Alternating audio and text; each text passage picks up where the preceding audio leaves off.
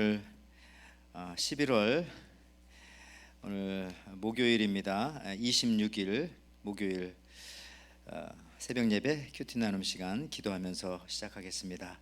하나님 감사합니다. 오늘도 이렇게 귀한 목요일 이 추수 감사 절날 하나님 앞에 또 예배하며 하나님 말씀으로 오늘 하루도 감사로 시작하게 하시니 감사합니다.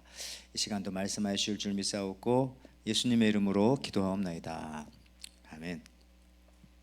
오늘 다니엘서 5장 1절에서 12절에 있는 말씀입니다. 벨사살 왕이 그의 귀족 1000명을 위하여 큰 잔치를 베풀고 그 1000명 앞에서 술을 마시니라.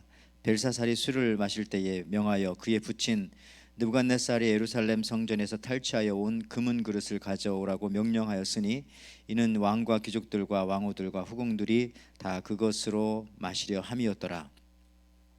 이 예루살렘 하나님의 전 성소 중에서 탈취하여 온 금그릇을 가져오매 왕이 그 귀족들과 왕후들과 후궁들과 더불어 그것을 마시더라.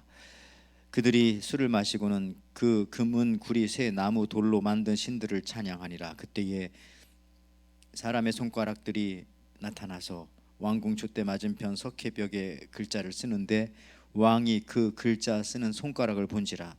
이에 왕이 즐기던 얼굴빛이 변하고 그 생각이 번민하여 넓적다리 마디가 녹는 듯하고 그 무릎이 서로 부딪힌지라.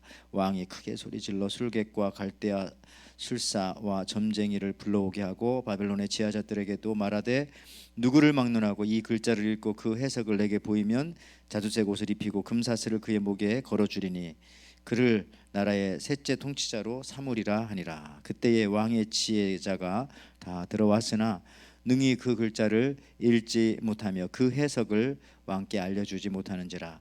그러므로 벨사살이 왕이 크게 번민하여 그의 얼굴빛이 변하였고 귀족들도 다 놀라니라. 왕비가 왕과 그의 귀족들의 말로 말미암아 잔치하는 궁에 들어왔더니 이에 말하여 이르되 왕이여 만수무강하옵소서. 왕의 생각을 번민하게 하지 말며 얼굴빛을 변할 것도 아니니이다. 왕의 나라를 거룩한 신들의 영이 있는 사람들이 있으니 곧 왕의 부친 때에 있던 자로서 명철과 총명과 지혜가 신들의 지혜와 같은 자니이다.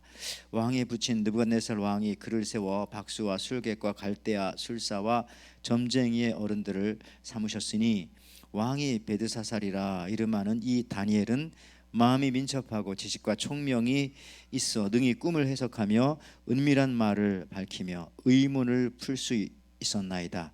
이제 다니엘을 부르소서. 그리하시면 그가 그 해석을 알려드리리이다 하니라.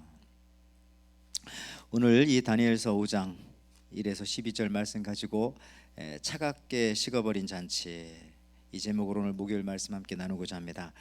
바벨론의 마지막 통치자인 이제 벨사살 시대가 되었습니다.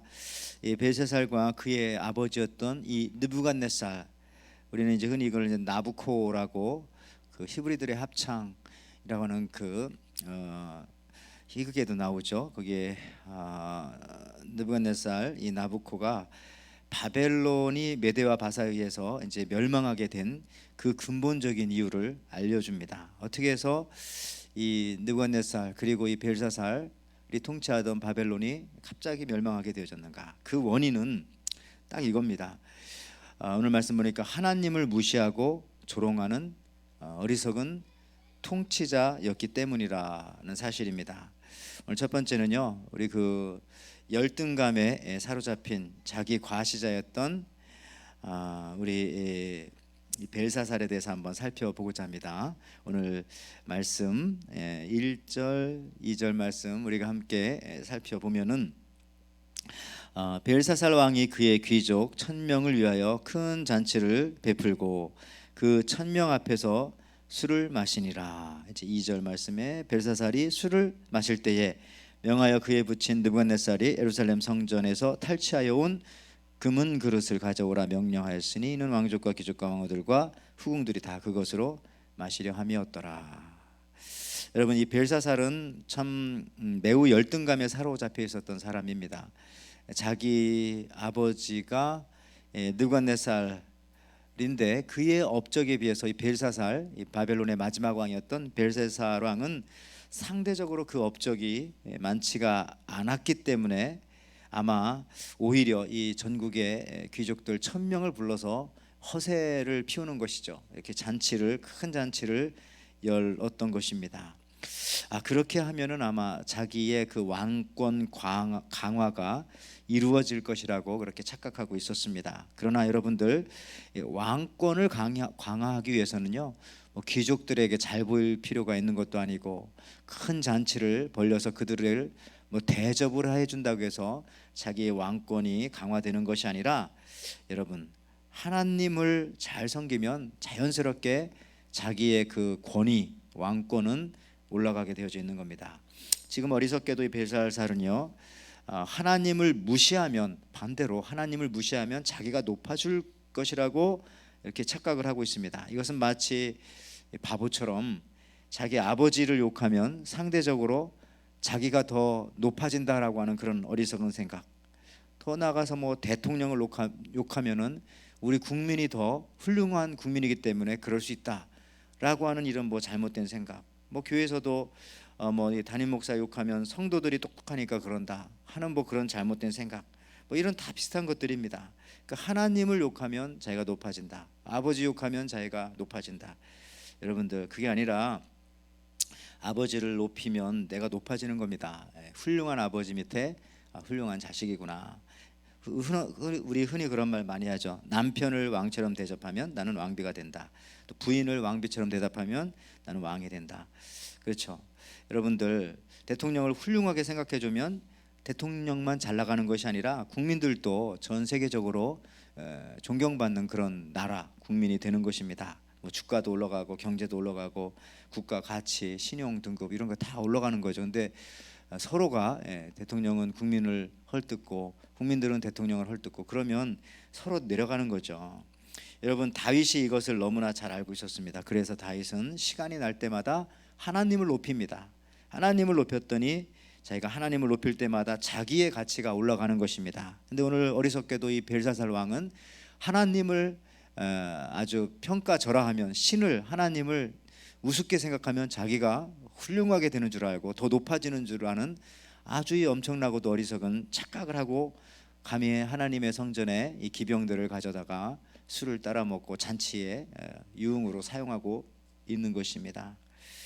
여러분, 여러분들도 그 성전의 금그릇이라고 또 생각해 보십시오. 이건 좀 다른 얘기긴 하지만, 여러분들, 우리 속에 성령이 계시니까 우리가 이제 성전인데, 오늘 이 벨사살처럼 우리 너무 술 같은 거 좀 많이 드시지 마시고, 혹시나 그런 분들은 없으시겠지만, 어쨌든 쉽게 말해서 오늘 이 벨사살은 자기가 가진 특별한 업적이 별로 없습니다.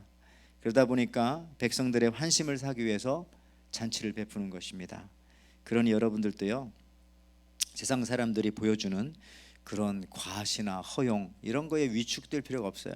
자기 업적이 없으면은 이렇게 잔치를 베풀어서 1,000명씩 모아놓고 뭐 하면서 이렇게 대단하다 이렇게 보여주는 건데요, 그것은 다른 말로 하면 자기 열등감의 어떤 보상 심리에 의한 그런 행동일 수 있는 것입니다. 우리는 단지 그런 거 저런 거 다 신경 쓰지 말고 그냥 하나님을 나타내는 사람이 되면 되겠습니다. 신앙을 잘 나타내 보여주는 사람이 되면 되겠습니다.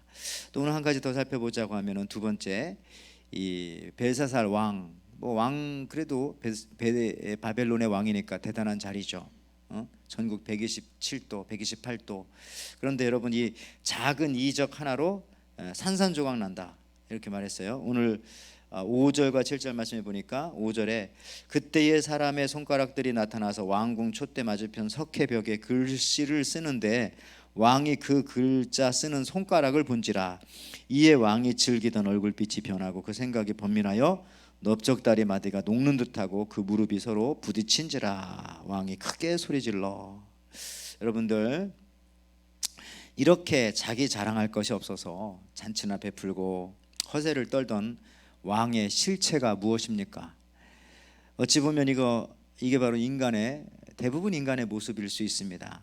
아주 작은 하나님의 기적이잖아요. 이 글씨, 손이 나타나서 글씨를 쓰는 거, 뭐 홍해 바다가 갈라지고 뭐 여러 가지 10가지 재앙, 뭐 수많은 그런 기적에 비하면은 뭐 손가락 그 형상이 나타나서 벽에 글씨 쓰는 것은 우주를 창조하시고 섭리하신 하나님 앞에서는 너무너무 작은 기적이죠. 그렇지만은 요거 하나 보고서도 그 벨사살 왕이 얼굴빛이 변하고 다리가 넓적다리가 떨리고 번민하고 심지어 막 소리를 꽥꽥 지르고 할 정도로 너무나 무서워한다는 겁니다.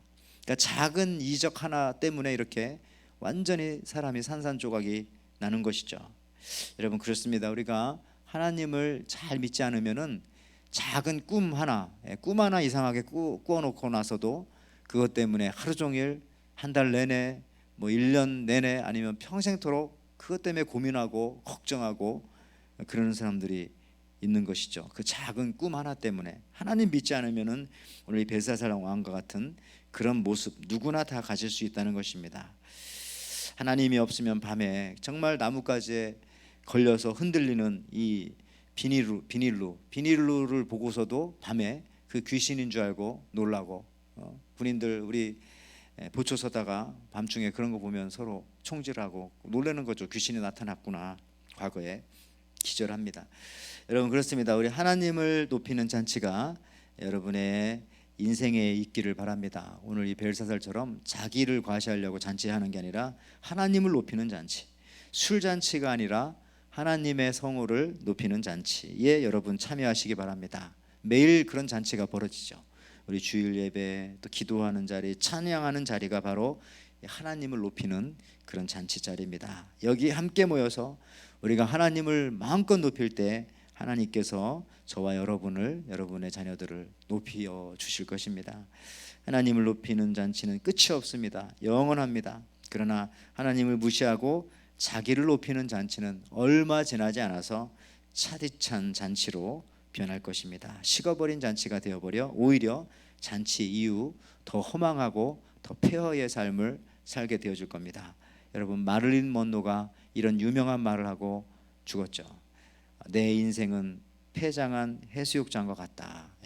여름 시즌에는 그렇게 혼잡하고 번성하고 뭐 게임에 오락에 아주 흥겹지만 가을이 되어가지고 해수욕장 문 닫으면 쓰레기가 굴러다니고 폐장한 해수욕장 가보셨습니까? 그렇게 말했어요.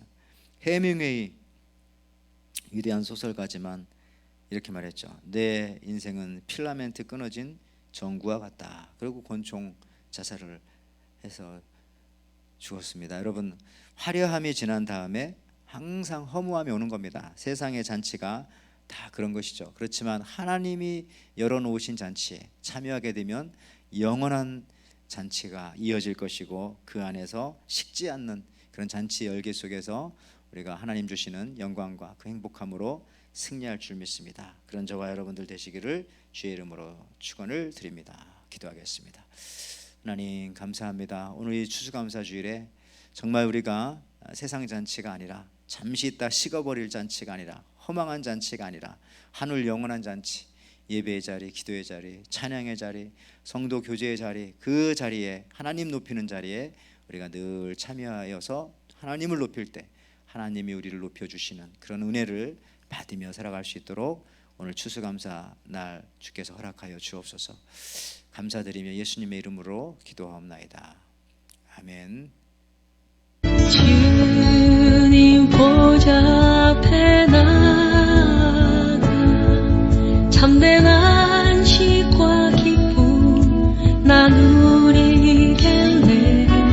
경배하며 주의 얼굴 구할 때 신실하신 주님 찬양해.